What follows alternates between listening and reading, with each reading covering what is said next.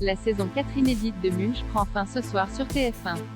L'avocate déjantée incarnée par Isabelle Nanty reviendra-t-elle prochainement pour une saison 5?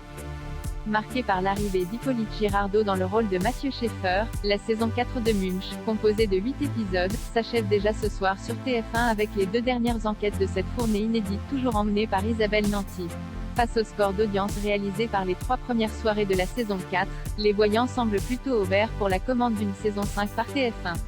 Le 21 octobre, pour son grand retour à l'antenne, Munch a en effet permis à la une d'être première des audiences avec 4,44 millions de curieux selon Médiamétrie, pour une part de marché de 21% sur les femmes responsables des achats de moins de 50 ans, FRDA 50. Et jeudi dernier, c'est 4,69 millions de téléspectateurs qui étaient réunis en moyenne devant les épisodes 5 et 6 de la saison 4, même si la part de marché sur la cible commerciale prioritaire est tombée à 18,8%, confrontée à la rude concurrence du meilleur pâtissier sur M6, large leader sur les FRDA 50.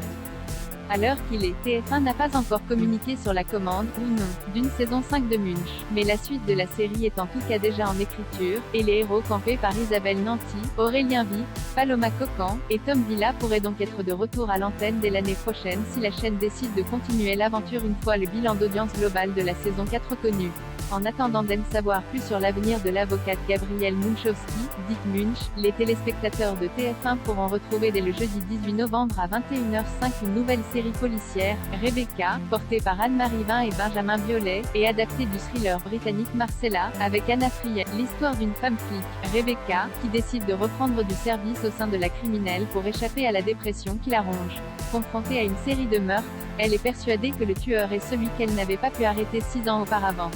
Elle le poursuit avec acharnement mais des pertes de mémoire perturbent son travail. Et lorsqu'une des victimes s'avère être la maîtresse de son mari, la voilà qui se retrouve directement impliquée. Et pour les plus impatients, ce thriller avec également Samir Ghesmi, Clotilde Corot, Grégory Montel, Valérie Carcenti, Baptiste Le Caplin, et Patrick Timsit est déjà disponible en avant-première et en intégralité sur la plateforme de streaming Salto.